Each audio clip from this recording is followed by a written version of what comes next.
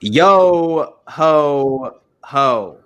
Dom Mafia, what up? Welcome to yet another edition of the Buffalo Bills Roundtable. I am fully aware that it's been a while since we've done this, but as I just told these gentlemen a couple of seconds ago, due to the Buffalo Bills' recent victory, I am at a whole new level of arrogance. There's not a door on this earth that my head cannot fit through. I'm absolutely excited. So we have a lot to break down, right? Whether or not that this is simply just having to go with where we see them going as far as the playoffs, the Broncos game, which I personally believe is going to be a slaughter based off of particular, let's just go off of some of these mismatches. But we definitely have a lot to talk about. So what I'm going to do is I'm going to go around the round table and I'm going to give everyone an opportunity to introduce themselves. Starting off, the man himself, Mario from #Sports. What's good, bro? What's good, Dan? I love all these roundtables. We got everyone in the chat already lighting up. Avengers Assemble. We happen to do this sparingly because we all have our busy schedules, but I love collaborating with Joe and Rico, and of course you yourself, the host, the president, CEO, and controlling operator of OnlyFans. Congratulations, Dan. So, it's the Bills are winning. It's good times in Buffalo, but I don't think the rest of the nation is ready for that yet because there's a lot of things going on about Buffalo. Not everyone believes in it. So we're gonna work through some things as we work through the Broncos preview today. Yeah, for sure. Joe, Believers Talk. What's good, bro? Dan, man, always good to be on here. Always good to do these things. I tell everyone all the time, like, listen, I'll do all the collabs in the world. I just don't know how to host them. So I come on other shows and I give my limited knowledge and say, hey, let's have a good time. And the fans love it. And so I love doing this. And, before we came on here, I said that today is a very special day. This is a very special stream. And I don't know if Rico knows why I didn't get to ask him, but it was 25 years ago today, December 17th, 1995. The Buffalo Bills beat the Miami Dolphins to clinch the AFC East in 1995. 25 years ago today. We're on the verge of doing it again. And guys, just saying that brings the feelings up. It brings emotions. So you better believe that as Bills fans, and we're about the same age, we know how long it's been and how they've broken our hearts, and now it's back, and it feels so good. Holy shit, dude! Yeah. Well, honestly, I already, did the pre-order for my hat and T-shirt already. Let's be real. And so I'm sure that they haven't even made them yet. But fuck it. And so I'll just ask Rico to make me one or something like that. And then in the works. Great transition over to my dude Rico himself from Buffalo Fanatics. What's good, man? What is going on, everybody, man? Joe, before you even finish your sentence on I don't know if Rico knows about this, but 25 years ago, I thought you were gonna go and bring me somewhere I had to get emotional. Like someone died or something. I was like, oh man, give me the playoffs.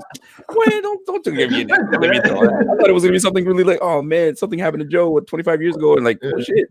Anyway, what's up, everybody? This is the man, Rico from Buffalo Fanatics. I appreciate Dan bringing me on to the square table. I like the round table. We're gonna do the square table. What's going on, everybody? Everybody's good? Yeah, I'd say so. And so now that you say that, I think that makes a bit more sense, right? There you go. It's not necessarily the round table. It's no doubt. Okay. We got everybody in the chat waiting for the Manscaped ad. It was kind of crazy. You'll never know when it's coming. It's coming. No, for real. You've used their products though? I have. Have Honestly, you? It's phenomenal. The ball toner is the business. I'll say that right now. It's the business? Yeah. Funny story. Someone sent me something, and this is off topic, but Mario thinks I'm joking. I'm for real. That ball toner. How many times could you say that with just such confidence? That's real talk. Until last Christmas, my buddy got me this gift. Was a gag gift. It was a Test the Koozie. And so, have you guys ever heard of that before? Never. It's like a fucking mini hot tub for your balls. Okay. Buffalo. Lied it out. Honestly, I've never used it. Was definitely a gag thing. But dude, the ball market's just taken off, bro. And I don't know why you're not using it. You should be using it. You should be letting us know to get the ball koozie. I can't take it when Rico just drops the bass in his voice and starts saying it. I can't do it. Yeah. You gotta do it. Oh, All right. man, this is amazing. All right. So Bills fans, because I know that this is not all Don Mafia, this is just the collective Bills Mafia watching this, because this is a very, very exciting time to be a Buffalo Bills fan. So right now, I sort of want to go around the square table and basically ask everybody, like, there's been finally a lot of hype. For example, there's Colin Cowherd saying we're the best team in the NFL. They're saying that we are Super Bowl contenders. So I sort of want to hear like y'all's takes, like your overreaction, and then more of like a step back, be like, okay, is this for real? Are the Buffalo Bills Super Bowl contenders? And I want to start off with Rico and save Mario for last, since he had the Bills going 9-7 at the beginning of this season. Oh my God. Well, never runs dry, does it? It never runs dry. With Rico, is the hype for real? The hype should be real, man, because it started off when McDermott came through and got us to the playoffs with the lesser quarterback in Tyrod Taylor, and the makings of turning things around started then. And he kept on telling us to trust the process, and we're like, what is this process? We don't know this process in Buffalo. We just don't. We know losing. That's all we do know. And it's been a snowball, and the snowball is just getting bigger as it's going downhill. And the good thing is we're going downhill, and the snowball's getting bigger. So whoever gets in our way, I feel sorry for you guys. So, and the beautiful thing about this whole situation is we have a quarterback that you can literally say, you got our backs and you're going to lead us the way. We could be down 4. We got the ball back. We have an opportunity. If it was Tyrod, I'd be like, dang, I don't know if we're going to do it. You know what I mean? Even EJ Manuel, forget about it. Like, the list goes on. So are we contenders? 100%. We are definitely contenders. And you know those playoff teams where you're like, you don't want to face that team in the playoffs? The Bills are that team. They don't quite know everything about us. But when we do play, you don't want this smoke, because it's not going to be good for you guys. So yes, we are definitely contenders, and people better be scared. That's sick. Joe, what you got, man? Rico, I'm surprised I didn't bring up your boy Nathan Peterman. How would he do in the fourth Hey, quarter? The greatest of all time. I'd be surprised we made it to the fourth quarter, but the hype. The hype is more real now than it's ever been in the past 20 years. I mean, I'm so excited. Guys, listen, we just went up against one of the best defenses in the league, the Pittsburgh Steelers, and we took them to task. And everyone's like, oh, Josh Allen didn't have a good first half. Well, guess what? You played the best, or one of the best defenses in the AFC. Sometimes the defense is going to win. But what did Brian Daboll, soon to be head coach somewhere else, Brian Daboll do? He made adjustments at halftime, made it easier on Josh Allen. Listen, it's not just the players that these teams have to be worried about. The coaching staff is doing a bang-up job. Everyone on staff. We did what we did against the Steelers without John Brown.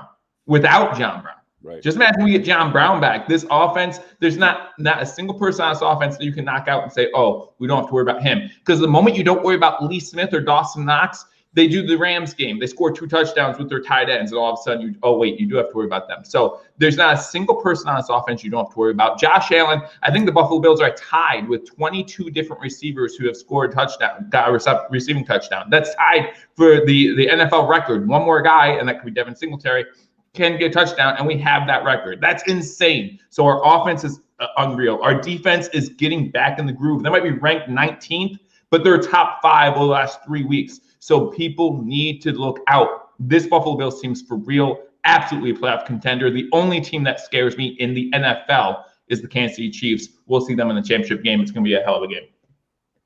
Damn, I love the energy. He is completely caffeinated the entire show. Just reeling. He's reeling. He's dialed Mario. Man. So I always trust you to bring me back to earth. But, well, I hate part of me wants you to be like, nah, Dan, you're right. Well, no, we've talked and we've collaborated before. You know, I had the pleasure to talk to Joe, and I've had the pleasure to talk to Rico, but I could not disagree more with these two gentlemen and what their points were prior to mine getting to me right now. And I'll tell you why. This is not hype.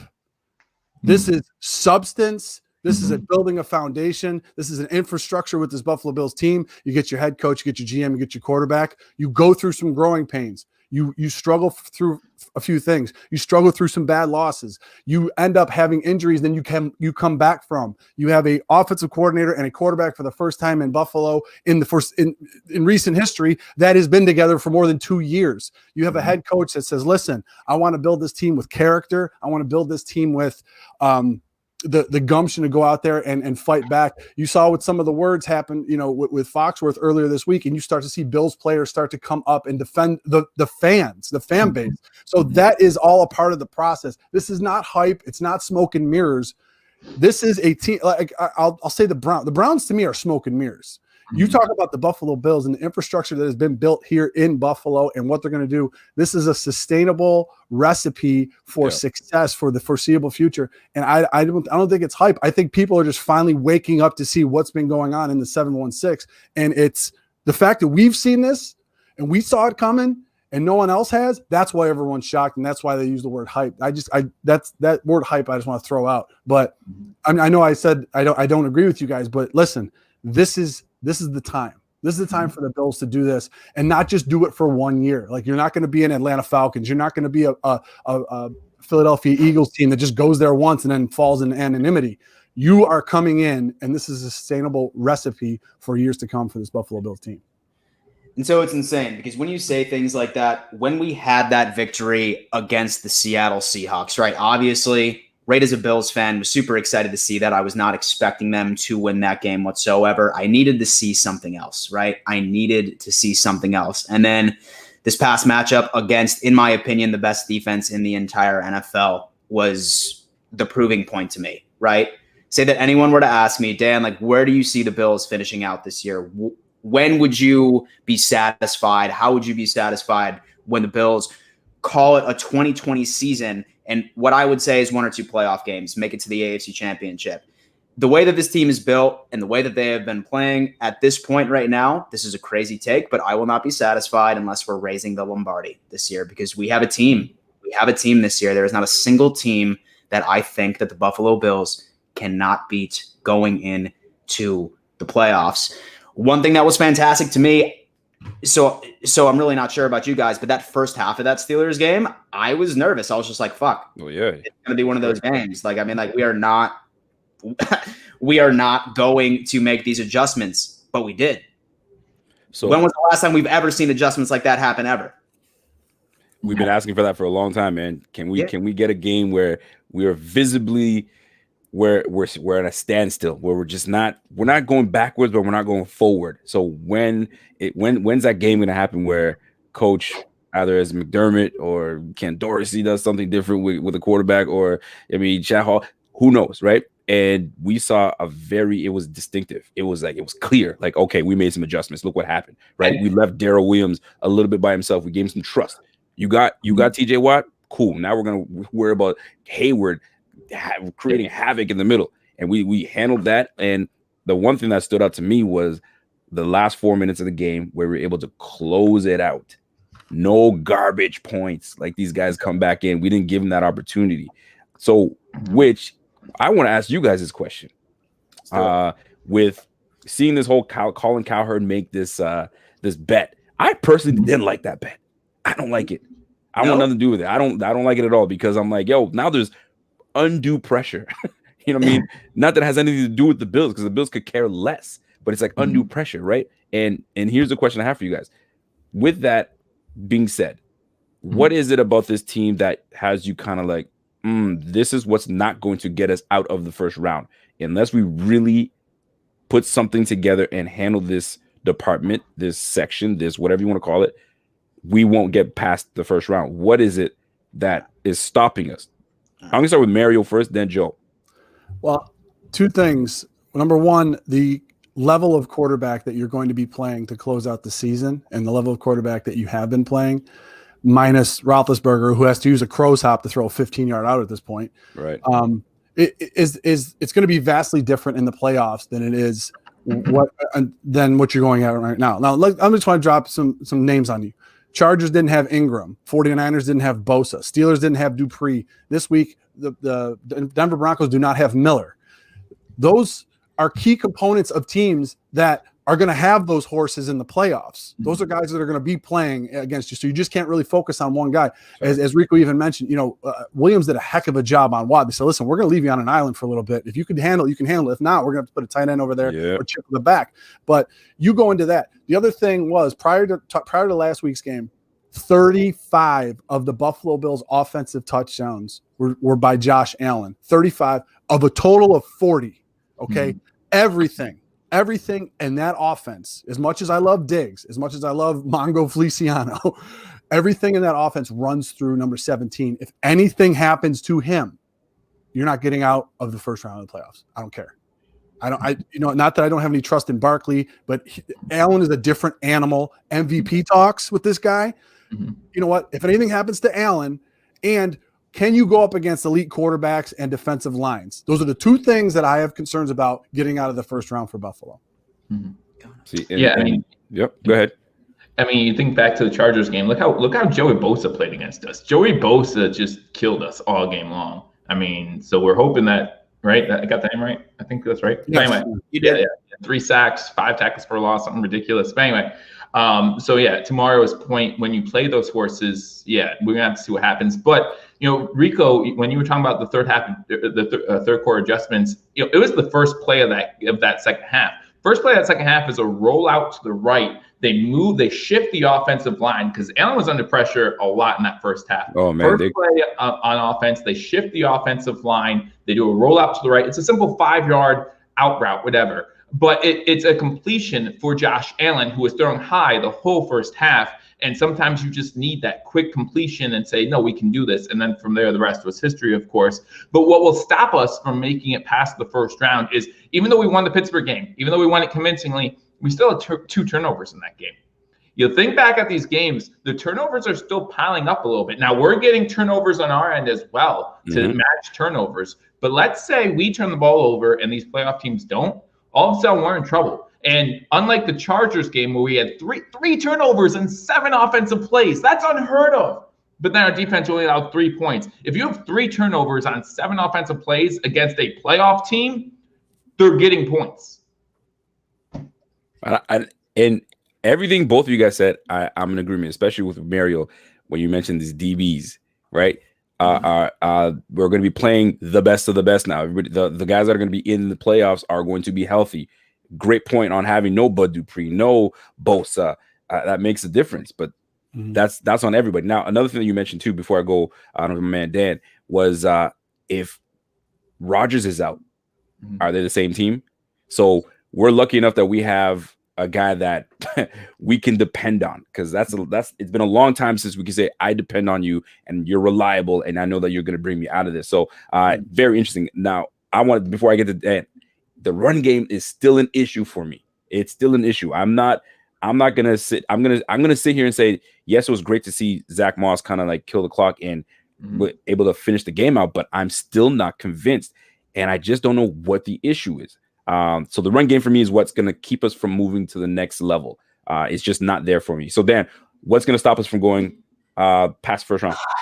Yeah, man, the exact same page as you, I would say, because honestly, just the way that our defense has been playing, as long as they stay healthy, I think that they can really hold even some of the best offenses right in the league and keep them honest. But when you look at our offense, it is legitimately a passing offense. We are a damn passing offense. And I would say about 75% of that success, why we are a passing offense, is the fact that Stephon Diggs is on this team. He's been opening up so many different holes, so many different routes for Beasley and John Brown and Gabe Davis, just because he's on the field. And defenses know that if Josh Allen targets Stephon Diggs, then they need to make something happen. God forbid that Stephon Diggs goes down. We need a run game. We need a run game. You're damn Has right. there been a single game all year? Has there been a game all year, maybe besides the Patriots game, where like you were like, damn, I am very impressed with our running backs right now. I am very, very impressed with our running backs. It just gets to a point right now where like we need to address this. We need to address it at the highest level, but I'm really hoping that we can just continue to be that pass first offense and move forward, because look at last year with the Chiefs, the reigning Super Bowl champions. They really didn't have much of a run game last year, and they still ended up taking it to the house and raising the Lombardi. Right. But at the end of the day, God forbid, I don't even want to put this out in the universe. If Stephon Diggs goes down, can John Brown and Cole Beasley carry this team? It's difficult, but we'll go ahead. We'll knock on wood there. I don't think that our run game is going to birth sometime this year. I think that we might need to address that during the offseason, or maybe we just need Zach Moss to develop at least one more year. We have to see what's going on from there. But that's a great segue, because we were having a side conversation. And if we're talking about the team that we are most nervous about playing in the first round, that wild card weekend, a team that you would much rather not play, who is that team? Starting off with Rico. I hate to say it. I really hate to say what I'm about to say. Do it. It's the Dolphins, man. Yeah. I don't want to face the Dolphins. Yo, okay. and I have a few Dolphins friends that Rico just blew up the chat. Rico just blew up. and here's the deal. We can't run the ball. All right. And what the Dolphins do extremely well is take away the pass. They got Xavier Howard's got 9 interceptions. 9 interceptions. He's having a better year than what Stephon Gilmore had last year. And he's locking it down. Byron Jones, he's not a guy that's going to turn the ball over, but he's going to lock you down and bat balls down. That's what he does. So we're going to have to exploit the middle, right? And we can. It's just that now they're healthier. They're jiving. They're the number one team in taking the ball away. My goodness, that's one team that I'm not looking forward to playing. Defensively, I know we can match and play well with the Dolphins. It's just going to come to who can put more points on the board and not make the mistakes. And these guys are taking the damn ball away. So if we could avoid the Dolphins, you know what I'm saying? That'd be great. I mean, shit. It is what it is. It's honestly, man, I would probably have to agree with you. I was telling these guys, I was just like, it's hard enough to beat a team twice in a year. Dude. It's even harder to beat a damn team 3 times in a year, right? Yeah, tough. But who knows? Joe, what you got? Who's the team you do not want to play and why? All right. So first of all, to Rico's point, to kind of argue with that a little bit. First of all, it would be Brian Flores' first year in the playoffs, his first playoff game, different atmosphere. Also, Tua Tagovailoa, want to see how he plays in the cold, because he has not played in a cold weather game yet in his life. Coming from Hawaii to Alabama to the NFL, he just played in Denver where it was 46 as the low, and he looked awful. So unless they're bringing Ryan Fitzpatrick back in, I'm not worried about Tua Tagovailoa coming up to Buffalo in January. I'm just not. The team I would be worried about is the winner of, or the wild card team coming out of the AFC South. I mean, you talk about the Buffalo Bills being susceptible against the run. Well, Henry's a different animal, and that would be scary no matter what, no matter when we play him. And we saw what he did last year in the playoffs. I still don't trust Ryan Tannehill over there, but they did make it to the AFC Championship game last year. So if they make it, then that's one thing. Or if you look at the Indianapolis Colts, again, you have a guy, Phillip Rivers. Yes, he's never won the Super Bowl, but he has playoff experience. Plus, I don't want to beat Frank Reich in the first round of the playoffs. You know, I just feel bad about that. There's an emotional connection there where I like Frank Reich. I want to see the Colts do well. So let's knock them out in the AFC Championship game and, you know, worry about that then. But the wild card team from the AFC South would be the one that would concern me. Interesting. Mario. Hey, guys, I just wanted to give you guys a heads up really quick. New England is in the hunt. We know what that's like, right? We know what that's like. So you're talking about like the Dolphins, you got the Browns and the Colts. You know, those are some teams that you have to try to look at. I personally, I could give a couple of different takes on this. Number one, you could say that Josh Allen has completely performed some of his best games against Miami. If you have to play them a third time, obviously with the points that were previously made by these gentlemen, with them all being healthy, Xavier Howard playing at an all-pro level, you know, doing a lot of things in there, and they are getting healthy at the right time. I think that would be a 60-minute bloodbath. You're talking about a 17-13 game if it came to that. I think that's what I think whoever made the least amount of mistakes in that game would end up winning it. But the experience I think would win out for Buffalo eventually in that. I'm not expecting a blowout of the Dolphins. I think that would be a very, very hard fought game. I'm not afraid to play them. Well, I'm not playing anyway, but the point is I'm not afraid for the Buffalo Bills to be playing them. But then you look at the Colts, as Joe stated, you got Houston and DeForest Buckner up there on the front wall, just holding everything down. You got Phillip Rivers, Jonathan Taylor, who's an animal. They got Taylor and Hines. That's really tough. T.Y. Hilton is starting to come into his own, so he could propose a problem. But the Buffalo Bills defense has been very good at taking away that number one threat of opposing teams. You looked at Chase Claypool; he went 3 for 43. You looked at Tyreek Hill; he went 1 for 5 when they played them. So it's a bunch of different things that the Buffalo Bills do defensively that actually it throws a wrench in a lot of the offensive game plan. So I think that as far as a threat. The Cleveland Browns, they could be a threat to the Buffalo Bills. I don't see them being a huge threat. Obviously, they lost OBJ earlier in the year. Landry's still an animal. I don't trust Baker as far as I could throw him, and I could probably throw him about 7-8 yards. So as far as worrying about a team, I'm not really worried because I know that if the Buffalo Bills can play their game mistake-free and another team plays their game mistake-free, I think the Bills have a better overall team than a lot of these wild cards that are going to be coming out. Yeah. You sound like my man Pierre, because that's what Pierre would say. He'd say, if we're playing at our best, we can beat anybody. Like there's no issues. There should be no issues. The Brown, I was going to say the Browns because that run game that they have, it's unreal. But and to your point earlier, go ahead. Yeah. I'm sorry. Go ahead. No, go ahead. No, finish. Go ahead. I'll say to your point earlier, when you guys were worried about the Buffalo Bills run game not getting off the ground, not getting obviously that is huge, but they are number one. They're supplementing the short passing game to substitute in for the run game. So while it's not a 4-yard run, it's a quick in or a quick hitter to Beasley, or it's an in cut to Diggs or something like that. That's their run game essentially right now. The Buffalo Bills decided to focus their energies on stopping the run. I think that's going to be more key than getting their own run game going, is stopping the run. And you're talking about a team in the Buffalo Bills that in 13 games have only allowed 3 rushing touchdowns in the first half. You make a team one-dimensional by the half and you're up 10 points, you have control of that game, especially in the playoffs. And so I have an interesting theory on that too, right? Because statistically, you would think that the Buffalo Bills have fixed their run defense, right? And so I have a theory, right? What if we didn't? And what if, because our offense has been so electric and we have been playing ahead so often that teams, it doesn't make sense for them to run because they're playing catch up? That's sort of a theory that I've been working with recently, that we could still get got from a team that can run the ball effectively. We definitely can. As long as thing is the games that Allen has struggled, you'll notice that they took away what Allen likes to do best, and he's adjusted quite well. And to me, I still feel he's looking to hit that deep ball, and he hasn't hit that deep ball the way that we all want him to hit that deep ball. The deep ball is considered 20 yards. I didn't realize that 20 yards is considered a deep ball. To me, I'm talking about a 40-yard bomb and receivers underneath it, and away you go. Gabe Davis broke away. I think it was last game, broke away. And all it was just put a little air underneath it and let him come underneath that. That would have been a beauty. He hasn't hit that ball yet. Titans, they took away that. They took that away, and that's why we were discombobulated. We didn't know what we got beat down.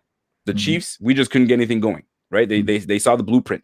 So Allen has had to adjust and hit his intermediate passes. So, and I still think he wants to hit those big passes. So if defenses really want to take away what Allen wants to do, and that's that take away that deep ball and force him to go underneath, and you have some dogs at linebacker underneath that could hawk, that's what's going to pose a lot of problems for this team. But I think he's overcome that. He sees what teams are trying to do, and I think that's why we rely on him so much, and he's so dependable because he's smart, man. He's taken such a leap from year 1 to year 3. It's incredible, and people don't want to show him the love that he deserves. They still feel we still have that stench, that same old Bills stench. So they're not believing it. And I hate it sounds cliche. You don't believe in the Bills, but guess they don't. So we're gonna have to, barge some, kick some doors down and get out of that first round. That first round is the most important. If we can get out of that first round, my goodness, the amount of energy that's gonna come from these guys on the team and confidence is going to be insane. And that is when they're going to be the most dangerous. Get that monkey off your back in the first round, and we're going to be dangerous. Yeah, a lot of those things that you're talking about, though, Rico, are people that are outside of Buffalo. Because those media personalities, they hate to be wrong. And they're like, the Bills moved up to 7 to take who? Allen? He threw for 50% completion percentage. I think he had more picks than touchdowns. So that's why I think that's where it resonates a lot. These guys were all wrong about this kid who was so green, so raw, had all the physical tools you can ask for, but he just had to be coached up. He just kids like you said, he's a smart kid. I mean, man. he's gonna pick it up, and he had every single physical tool you would want in a quarterback: the legs, the arm, but most importantly, like you said, he had the head. He had the head to go with it. And you know what? You want to take away the deep ball? I will beat you with the death of 1,000 paper cuts. I will throw that 4-yard in until you creep in the box. I don't care. So eventually those deep balls will open up, but I'm waiting for it, man. Oh man, I really want that one deep ball. Here's the thing I love about it though, Rico, that is so about the football sense of it.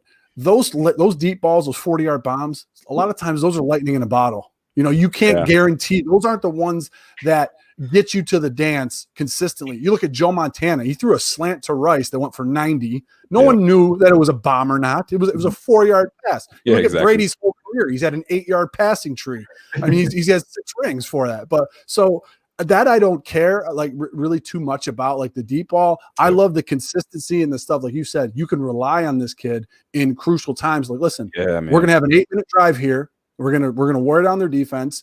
We're gonna run 12 plays. 10 of them are gonna be passes, and then we're gonna put the ball in the end zone. Damn right. So like I would love to see those deep balls too, because the guy has such a clutch arm. But I know, man. Golly, and when he puts it together, and not that he can't, he's changed his whole mechanics. Everything is just looking crisp. It's just that if he can start hitting those, because I feel like I see one from Mahomes almost every game, once a game. You see him hit one nice deep one to McCole Hardman, or if it's Tyreek Hill, or maybe Sammy Watkins or something. Like I'm waiting for that deep ball, but it's gonna come. It's gonna come when we least expect it. And then I do want to get back to your question as well. But what do we consider hitting the deep ball? Because for my definition, I would include a deep ball that leads to pass interference where we get the ball at the goal line. And we just had that a few weeks ago when he threw a deep ball to Stephon Diggs, that Diggs might have made an adjustment and caught the ball if it wasn't interfered with. So that's 50 yards. So to me, that counts as him hitting the deep ball. Now, I mean, I don't think anyone on our team has the speed of a Tyreek Hill, but you also have to consider the fact that for the past 3 weeks, we haven't had John Brown. So Gabe Davis has been playing the role of John Brown, but then there's no Gabe Davis, if that makes sense. There's no number 4 receiver who you can really trust with the deep ball. If you have Diggs and Brown, that could lead to some more deep balls down the field. But when you talk about definition of a deep ball, hitting the deep ball, getting it inside the 5-yard line, to me is hitting the deep ball. And he did that. Was that the Chargers game? I forget which game that was, but where Diggs got the pass interference call. But yeah, that was nice. So I mean, it's there. But we all know what we're talking about when we say that deep ball. I'm talking about that receivers coming under the ball, voila, like a Lee Evans. Like a JP Losman to Lee Evans deep ball, right? Where you know he's leaving, and you're not catching him. That's the deep ball I'm waiting for that we haven't got just yet this year. But it's gonna come. It's gonna come. So Dan, back to your question about the running game. What was that? What's that? Your original question was about the running game, and I want to ask you a question. Would you consider 19 carries for 57 yards good by the running attack or good by the rush defense? If we held a guy to 19 carries for 57 yards, would you say that was good or bad? I know that stat. I know what stat he pulled up. Yeah, because that's what we. I guess. And so, I mean, I guess it's where their starting field position is, right? Like, did they just rack up 3 touchdowns where they started like 10 or 15? Which you could argue in this game is a point, but we held Derrick Henry to 57 yards on 19 carries. That's 3 yard. That's a 3-yard average. We game planned Henry very well. We just didn't game plan anyone else. So exactly, we focused on Derrick Henry. Well, all season. We said Ryan Tannehill beat us. Ryan Tannehill said, "Okay, well, thanks." That's facts, though. This is the challenge with that game. Scheduling was an issue, but we focused so much on Derrick Henry that we almost as if we said we don't really respect Tannehill, and we're gonna see what you got. So they did the same thing. He showed us what he had. Yeah, he definitely did. He definitely did. To change your question, Dan, I think if the Bills plan for the run attack and can still figure out a way to say, hey, they can still pass the ball, let's plan for that too. I think if we can look at the rush attack as a threat, because I believe if we beat the Chiefs game, we're gonna focus more on the run attack because they kind of beat us with the run when we played them. I think that this Buffalo Bills defense can withstand that and be a good run defense. Interesting. Well, yeah, I like philosophy of that. I didn't mind the philosophy of the Chiefs game. Sorry, man. Neither did I. I had to really think about it, but I agree. I didn't mind it. Yeah. And so, hey, one maybe a split second sooner fumble recovery off of Hilaire to get that ball back, and I guarantee you, we get that ball back, Josh Allen is scoring. 110%. And like that's the confidence that we've never had in a quarterback for so long. But we knew we get that ball back. So tell me this, and I probably sound like a broken record because I say this take all the damn time. Run the ball? No. Different this season. This is different this season, right? What I've been telling people is like, it doesn't matter if we're down by less than a score and there's about a minute 30 left on the clock and the Bills have one more possession, I am almost 95% sure that we are about to win that game because of Josh Allen. That's where I'm at. My confidence is at an all-time high with his game-winning drives. It doesn't matter. Say that we're down by a score and we have one last possession. That's the kind of confidence that I have in our quarterback right now, that he is going to drive down the field and he is going to put 6 up there. And he's worked so hard for us to enjoy this thing. Now, here's my, I don't want to say it's not a problem. It's a great problem to have. He's now given us a standard. Now we're now used to it. We're 14 games in of this standard that he's given us this whole year. Now it's going to come to the point where it is an expectation. We as Bills fans are so silly sometimes, is that we won't expect him to have a down game. If he does have a down game, where's the Allen that was giving us 300 yards and this, that, and the third, right? And he's done such a great job of giving us such great play that it's going to be a standard. I hope this is a standard that continues. But like I don't want to say it, but it's like he spoiled us with this great play. And I think Mario knows where I'm going with this. It's spoiling, and it's like, damn, man, if this is for real, great. But we are going to be solely disappointed if we're like, man, was this just a 1-year thing? I'm hoping that he keeps it up. And I agree with you on that. I'm not a huge stat guy as far as that goes. I mean, there's something to be said about a quarterback that commands the offense, that commands the team, that is able to get players where they need to go in certain situations. You'll talk about. I mean, I mentioned it last year with Dak Prescott. They went 8-8. He threw for 5,000, almost 5,000 yards. I mean, okay, he threw for a lot of yards. He had all the stats, but did they win? No. You talk about Allen having 150, 160 yards in a game that's a very ugly game, but they win. You can't be mad at that. Go through the litany of, because Allen runs the same system that Brady ran. Go through the litany of years that Brady was going through. The Buffalo Bills lost to the Patriots in all of prior to this year. They lost in all of McDermott's tenure to the New England Patriots. Brady was not the deciding factor in those games. He just directed traffic. He was a game manager in those games. So certain games, if you have a feel for, now, if he's throwing 150 yards and he's got like 50% completion percentage with like 4 picks, okay, he's not playing to a level. But if he's directing traffic up there, they're putting points on the board, he's getting everybody where they need to go. That is the mark of a maturing quarterback in that respect. Now, I have a question for you guys. We know when it gets to the playoff time, it's not only the caliber of players that is elite. It's not only, can you put points on the board? Can you game plan? Can you have a script? Can you do adjustments? Here's what I'm worried about. Sean McDermott learned under Andy Reid. And for a long time, not everybody was in agreement with Andy Reid's game management. If it comes down to game management on a scale from 1 to 10, how confident are you guys in Sean McDermott and his game management? We're only talking about this year. Yes, this year. Because they go to the playoffs. Last couple years, not so much. I'm very confident in his game management. He's starting to realize what we have on this offensive side and how potent we are on the offense, and he knows where our strengths and weaknesses are. Let's put it that way. And what tells me that it's about his game management. He's forward thinking. 4th and 1 on a down that we should just punt this ball, right? Just to stay on the safe side. He's like, I've been too safe for the last 2 years, and I've seen what it's done to us. Aggressiveness. He's got a sense of aggressiveness and the will to win. And he knows what he's got in his quarterback, the confidence quarterback, and the confidence in his offensive coordinator. And I think the both are on the same page, because we have been questioning his game management skills the last couple of years, where you're like, why'd you just do that? You just call a timeout. Why? When you're like, we just burnt the timeout for no reason. Now, not so much. He's a lot more aggressive. He's a lot more forward thinking of knowing what's going on. Third quarter, we're going to need this. He knows where we fault. So we need all our resources later in the game. So his decision making has gotten much better. Now on the other side, when you look at Andy Reid so much is he does some crazy things, but he don't give a damn because his offense can score on a dime, so he can waste these things, right? My man McDermott is a little smarter than that. He's like, I don't have quite what Mahomes has, what they have in Mahomes, but I'm going to be a little more aggressive with the type of offensive play that we have and the guys that we have on this team. So management skills are much better, and I'll trust McDermott's over Andy Reid's, and that might be the edge that we have if we do face each other in the AFC. I don't want to get too far myself. I'm just going to stop right there. I'm not going to jinx it. And so I guess I would still say that McDermott is somewhat conservative, but not nearly as much as he was in 2019, or especially not in 2018. I think he has a bit more trust in Dable. I think he has a bit more trust in this offense by itself. And I think that he's learned from his mistakes. I mean, he's a smart guy. And so, I am sure that he has reflected and been like, you know what? I'm 1 for 75 in challenges, so maybe I should chill on that. Or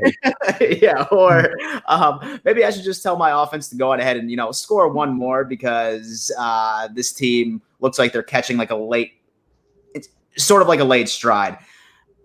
So I'm not seeing run the ball 4 times, 3 times in a row and make a punt when we're up by only 10. It's not really the case anymore, right? It's the play calling has been a bit different than in recent history. So, And so I'd say that I'm confident in his game management. Do you know that Bjorkes only has 34 punts this year? 34 punts. Best way to get me to stop. Unreal. Guys, keep him on the sideline, okay? My goodness. Best way to keep. Yeah, actually, I saw that this past 2 weeks ago when he punted it. No, this week against the Steelers when he punted it 6 times. He finally computes for actual NFL standings because he has enough punts to. So that's funny. That's craziness, man. 31 13 weeks, right?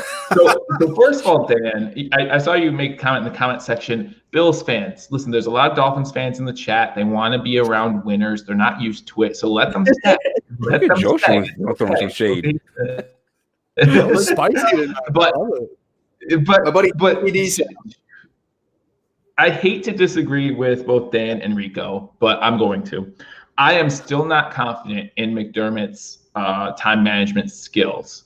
And here's why. And I agree with you both. I think that his time management skills in this past season have gotten a lot better than in the previous 2. Yeah. But when you're talking about time management, and my camera might not show this, when you're talking about time management in a regular season game compared to time management in a playoff game, 2 totally different stories. 2 totally different stories. That time management is so much more important in a playoff game because 9 times out of 10 in a playoff game, it's going to be a close game. You're not going to have the luxury of not challenging a Tyreek Hill catch that was clearly a catch that for some reason Andy Reid decided not to challenge 2 weeks ago.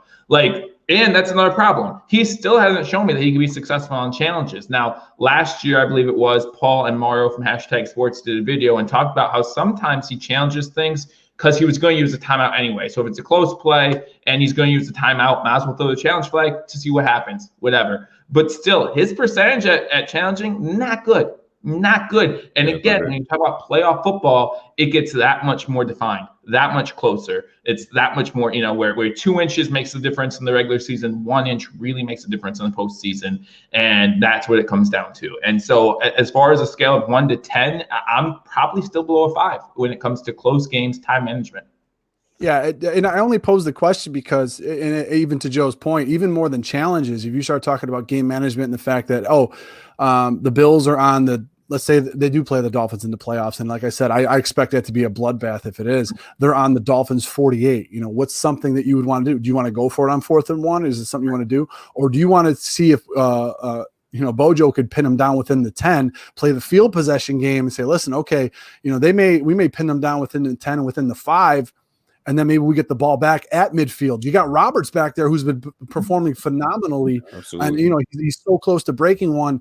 Those things are lightning in a bottle too. But if you end up to play that field possession game, say, listen, man, let's not give them the ball at the 50. Let's play this little field position game because Flores is a defensive head coach. So is McDermott. They're going to want to play it close to the vest and feel everybody out in the beginning of the game and stuff like that. And I understand that. So that type of game management I'm also talking about too, where regular season game, you're up by 10. Yeah, it's easy to go for it on 4th down. It's easy to go for it then and try to, take a shot. And, okay, our defense is playing well. They haven't scored a point in 25 minutes. Let's try to do this. We'll go for fourth down. But if you're in the playoffs, as Joe said, it's amped up to here. And, it squeezes up that tight, if you know what I mean. So I'm curious to see if his game management, not just for the challenges, but for everything else, will be amped up himself and be like, listen, okay, I'm not playing it safe here. I'm playing a field possession game because I know how tough it is for them to get out of their own zone. And then we're going to try to flip this. Maybe we get the ball at the 50. We have a sustained drive. We take time off the clock. We score a touchdown. Now you just had 2 possessions each, and first quarter might be done. So that's, in that respect, is how I was talking about with game management. And how often have we heard McDermott in press conferences and in the offseason say situational football? I've heard this man say that so often. Yep. And Mario, you pretty much nailed it. How often are these guys having conversations? All right, do you like this situation where we go for it, or do you want to punt? Boho has been actually really freaking on the money. Actually, we'll pin this defense back. Right now, our defense is hungry. I think a lot of those conversations are happening right now, pre-game. So now when these situations come up, we've been here before. I like this because we talked about this scenario. Let's go with it. And then success, which is great. I have more questions, but I'm gonna let Dan jump in there because it's his show. We just taking over. We're just chatting it up. No, hey, listen, this is the square table for a reason. You know what I mean? Okay. But yeah, honestly, and so I feel like we need to talk about the Broncos game because it seems like all of us subconsciously are not worried about this matchup whatsoever. So I feel we should go. I don't know about all that. Okay. I'm not. Okay. Although hey, Rico, come on, Dan. Come on, man. You're talking about 2 teams facing off that are both undefeated in the AFC East. Okay. All right. So Rico. All right. So I mean, just based off of your reaction to that, what are your expectations for Saturday afternoon football, which is amazing? Divorce rates are about to be through the fucking roof between this weekend and wild card playoff weekend. Oh, dude, Saturday and Sunday craziness. Are you out of your mind, dude? Yeah. Damn. Okay. Well, all right. So what do you feel about this game? I mean, aside from the injuries, because they're depleted in the defensive backfield. I think they have like 3 healthy corners. One goes down, they're in a world of trouble.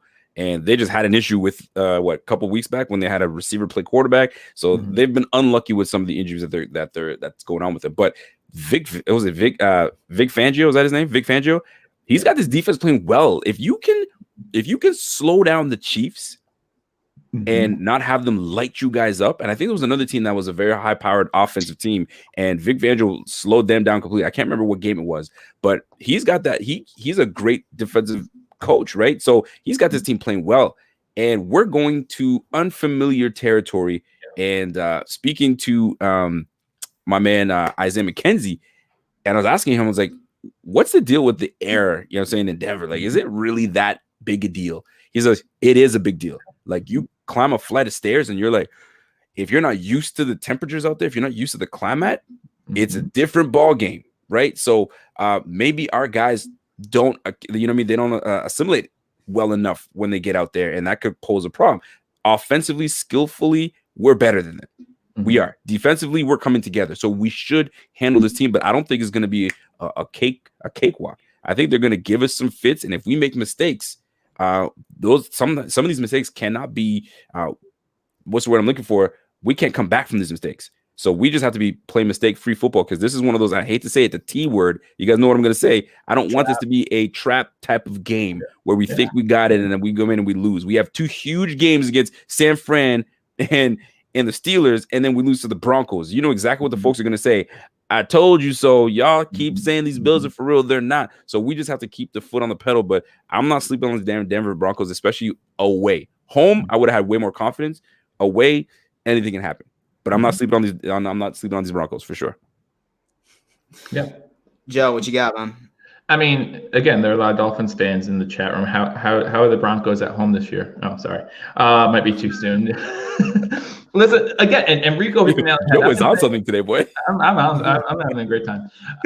I've said it every week. When I do my prediction video, I say this every week. Denver is a different animal at home because they're used to that. They're used to that climate adjustment, and some teams just aren't. I'm looking at Denver's schedule. I'm looking at who they've played at home. They held the Titans to 16 points, okay? They held the Dolphins to 12 points. They held the Chiefs in one of their games to the game in. So just for perspective, the game in Kansas City, they lost 43-16.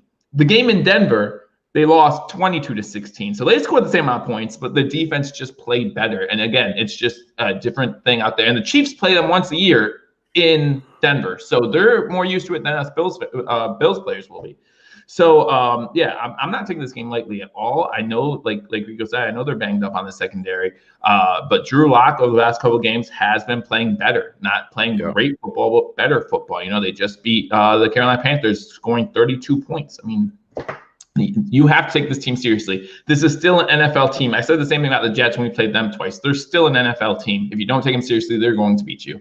And not only if we don't win this game, if we only win this game, because I actually don't have the Bills covering the spread at 6.5. I don't have us covering that spread. I think it's going to be a close game. And if we don't cover the spread, the media is going to be all over us saying, see, the Bills, they barely beat Denver. So what does that say about them?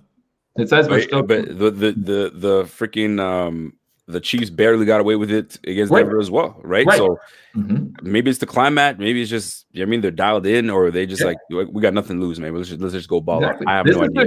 This is their Super Bowl, right? I mean, this is the last. Let me see the rest of the schedule. This is the last team they play with that has a chance to make the Super Bowl. They play the Chargers and then the Raiders. I mean, so this is their Super Bowl. Yeah, I almost have a feeling of that Josh Allen meme that goes around every week when they're playing somebody. I've with the cigarette in his mouth, like mile high, high five. It don't matter. Bills by 30. That's what I'm seeing coming out from somebody. No, but you're talking about a Denver team that's essentially, as Joe stated, to his point, they're probably playing for their coach's job at this point because they've had so many things happen with them. Fangio is such a likable guy, a likable coach. They want to try to keep him around, defensive head coach, going on in Denver and all that other stuff. To Rico's point, they have 3 corners right now. They're going to have a safety playing slot corner on Beasley. Yeah, good luck with that one. But you started talking about the blueprint. This is so great because you talk about Kansas City's offense being so explosive. Obviously, the Bills don't have the same type of players in the same positions, minus Diggs, but they have a very explosive offense. And what did Denver try to do? They went to the tune of 15 carries for 131 yards for Melvin Gordon and lost by 6. So that is the formula that's going to be going into this game. Denver's coming into this game to say, listen, we have to try to throw all those short and intermediate passes. We got to try to run the ball successfully with Melvin Gordon. He's got to have at least 150 for them to even have a shot in this game. And you got to say, listen, we have to try to keep that offense off of the field because we don't have the horses back there to do anything. Bouye just got suspended for 4 games. That's another guy that's out besides Miller. Right.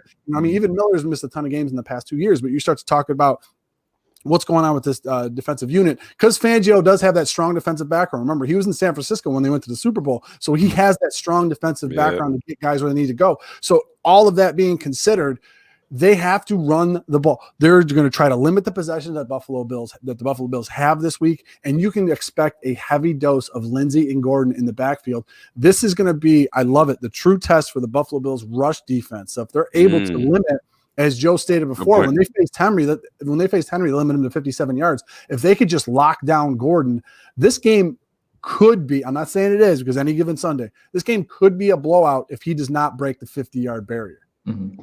And if this is a blowout, this is more of a cementing that this team is for real. Where we're beating the teams we should be beating down, right? Too often back in the day was like we barely got away with something, or we lost to a team we're not supposed to lose to, and we beat a team we're not supposed to win. It was always like one of those weird, but we're doing what we're supposed to do. Guys, we can freaking finish at 13-3.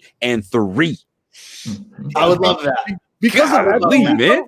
Because of that, and to your point, you brought up the T word.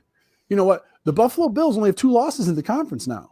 You got to remember that. I mean, Pittsburgh just got their first loss at the hands of Buffalo. So if they get another loss, Buffalo holds the tiebreaker with the conference. And they only have AFC games left. So the Bills are sitting there going, "We're eyeing that 2 seed now. Yep, we can have the 2 seed if Pittsburgh loses another game in the AFC." We're going to eye that 2 seed. So we have to play every game like it's a playoff game now. And that's what I want. That's really what I want. I don't want to have I mean, if we don't get the, I mean, we may not even get it, the bye week. And I wouldn't want it because we've seen, we came off the bye and we were like, sluggish. Yep. Mhm. You know what I mean? I want to be able to like go in blazing. If Dan knows what I'm talking about. So if we 13-3 is very possible. And I would have never guessed that. I was like 11 wins, I'm happy this year. Exactly. But And 13? so I don't even want us resting our starters on week 17 for that reason alone. Well, if we have something to play for, we're not resting shit. Yeah. We're going for it. Pittsburgh loses another game in the AFC, the Bills are playing all of their starters against Miami. Hold Yeah. on. Who does Pittsburgh still have? Their last two, and so their last two is actually pretty, Colts. And the last game is always a divisional game, so I think they're playing. Were they playing Baltimore? No, they're playing the Browns week 17. Playing the Browns week 17. Yeah, so the Browns will probably be jockeying for that one of those wild card spots. So they're going to come at them hard. And so they have the Colts too, right? Week 16. Yes. My goodness, man. The Colts and then the Browns and the Bengals might even sneak and win today. You know, I mean, this weekend. Shit, we never know. No, stop it. Stop it. Stop it. You never know. And so really like when I look at this Broncos game and stuff along those lines, I realistically see this being another Josh Allen 350 plus passing yard game solely because of their beat up CBs at this point. Like Mario said, there's going to be a safety that's going to be covering Beasley out of the slot. CB1 and their CB1 so is a guy that they cut during the beginning of the season, and they're going to have him be lined up against Stephon Diggs. Come on, man. Like, I honestly think that this is about to be an offensive blowout. It's going to be very exciting. One of Josh's best performances right of the season. Say that I had to make a guess. Their safety tandem is probably, I would say, probably among the best in the league. Their linebackers are really good, but they're not very athletic. So as long as there's a couple of jet sweeps, this could be the game where we could hopefully see our run game sort of be on the life, like, I mean, especially with Miller not being there and everything along those lines. So it should be interesting. And so as far as like their offense is concerned, I do know that Drew Lock has been improving from game to game, but I mean, statistically, he's the worst quarterback rate in the entire league. And I do know that you can hit your stride right in the half during the season. Yep. But I mean, when you're only completing 30 something of your passes, when you're experiencing pressure, I feel like our secondary and so our backfield is really going to be able to put enough confusing packages out there where the pressure is going to cause Locke to make mistakes. He has 13 interceptions already. And so our defense has claimed the identity of being that defense that takes the ball away. So, dude, we're going to kill them intermediately. Diggs is going to have a day. Beasley's going to have a day. Dawson Knox, good Lord, he might have a day. You never know. Maybe he needs a new climate to really get his shit together. But he may have a day. It could be one of those days where we're like, man, we're just chilling right now. But here's my question for you guys: what has been in this year Josh Allen's best performance in your opinion? Best performance? Yeah, best performance. The 49ers game. 49ers? Yep. I kind of like that Seattle game. That Seattle game, he came out. And then you got the Dolphins game where you 400 yards and like what? And so the Dolphins, the Seattle. It was early, but yeah. I love the Seattle game. That was fun to watch. It was just a shootout between the old gunslinger and Josh Allen. It was a lot of fun. I love watching Wilson play. I can watch him play all the time. Mm-hmm. San Francisco was the most complete game that he has played. Mm-hmm. I loved the second half of last week. I absolutely loved the second half of last week because you saw in the first half Allen's doing this and he's looking around. Some passes weren't complete, and then he gets into the second half. They just start peppering it to Diggs. He starts looking around. He's identifying the mic. He's end up shifting cover. He's shifting the protections. He's audibling. He's doing all those things you love against the veteran defensive coordinator, that veteran defense over there. And the team really rallied around him. Said, "Listen, okay, let's give him a little bit more time, and this guy can hurt somebody." So I loved his command of the second half last week. But as I have to agree with Dan, I think his most complete game was the 49er game. Yeah. I'm going to go back a ways. I still love that Rams game. I know in the second half, the Bills kind of let them back in that game. But, you're talking about he threw 4 touchdowns in that game. The stat sheet will say he threw 1 interception, but shut up. He didn't. But, yeah, I loved that game. I mean, we went into that game we were unsure what was going to happen. We wanted the Bills to beat the Rams. We thought it was possible. In the first half, the Bills just said, no, we're going to win this game. And I mean, we got to a huge lead, and I thought he played really well. You talk about the second half of the Steelers game playing well. Look at the first half of that Rams game. I thought he played really well. How do you guys feel about crossbones, dogs, and the American flag? I only own one of those, and it's hanging outside of my garage. It's a nice little wavy thing, goes back and forth. I don't have a dog or a crossbone. So oh man, yo, how y'all feel about this Foxworth comment, man? Is it being overblown, or is it right where people like, hey, he's putting the line? And so, who infuriates me more is Nick Wright. Nick Wright. To be honest with you, Rico, I didn't even know that man existed until 3 days ago. I didn't know who Foxworth was. Oh wait, okay. I really didn't. I don't even know who. He's a former cornerback in the NFL. I mean, I've heard a bunch about him recently. Right. But I mean, if you want to draw attention to yourself, if you think that you're a fledgling analyst or you're not doing very well or no one's listening to you or this and that, tee off on the Bills Mafia. That's right. Watch what happens. You'll get popular real quick. Yeah, for real. So I don't know what his thing was. I mean, I don't know. Dominic Foxworth is actually a very intelligent man. It's weird that he went with that take. That take was just like I appreciate a really good troll. A good troll is fantastic. Colin Cowherd, although he flips back and forth, he's a great troll. He's a comedic troll. Nick Wright, he's trying to be a good troll, but it's not working out. And then Foxworth, I don't know, that comment just came way out of left field. I was like, and now he's trying to backtrack. It's just not working. Yeah. Nobody's buying it. It's like, come on, man, just bad taste. Bad taste. I'm not sure where and so he was like, y'all took it out of context. Dude, there's nothing out of context, bro. You said what you said. How did we take that out of context? You said what you said, man. Yeah, dude. I'm not sitting there driving, the Dukes of Hazzard car all around. Like, what are you talking about, man? Oh boy, too much. But this Nick Wright character is something else, man. I like him for his basketball takes, but other than that, man, doesn't do it for me. That's why the Foxworth thing is interesting at the timing after Nick Wright, because you see all this attention go to Wright, and then all of a sudden Foxworth makes his comments, and those two guys are names that Bills Mafia know now. So as fast as Bills Mafia is, now everyone knows who those guys are. So maybe that was their whole goal in the analyst world. I'm not sure. I just think Nick Wright, everyone, it seems to be on the train that wasn't in Buff. They're starting to get on the train of Josh Allen and how good this kid is and everything that he can do, everything that's going on. But you start to think about it. If you're on the opposite side of that and they lose, he's the only guy that it seems right. Yeah, he's the only guy that's like, okay, see, I told you, you guys don't want to listen. Yeah. But the thing that got me about Foxworth that I don't get, that I didn't understand about it, was he failed to mention that 3 years ago, when a quarterback that didn't even play for the Bills ended up helping the Bills break their 17-year drought, Bills Mafia donated to his charity. Yeah. And Andy Dalton. That didn't get brought up by him, which I felt was unfair. Clown. Yeah, it's a clown. That's what you said it earlier. When these guys just don't know about the team, they don't know about the city, they don't know about the culture. They just talk a whole bunch of junk. So pay them no mind. And so, hey guys, listen. So sorry to end this abruptly. Is Mr. Joe has an appointment tonight? You got an appointment with the lady or what? No, I gotta get to work. Third shift. You know how third shift is. You gotta manscape first. Third shift, man. I already had the appointment with the lady. That's why we're expecting. There you go, my man.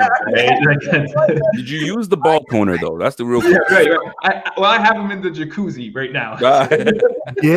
My man. Jacuzzi, dude. Look at that. Yeah. All right, but hey guys, listen, Dom Mafia. I have linked these 3 YouTube channels right in my description. I am sure you're probably already subscribed to them, but for some odd reason you are not. Definitely go check out their content. They're very good at what they do. And yeah, guys, let's go on ahead. Let's get this dub. Let's clinch this division and be the cockiest fans in the NFL. Oh, it's gonna be problematic, man. We're gonna be obnoxious to people. I'll tell you. Beautiful. All right, guys. And so have a good one. And always remember, let's go Buffalo. Hey, gentlemen, great job on growing your channels, by the way. I've seen the growth in all 3 of your channels. Real talk, man.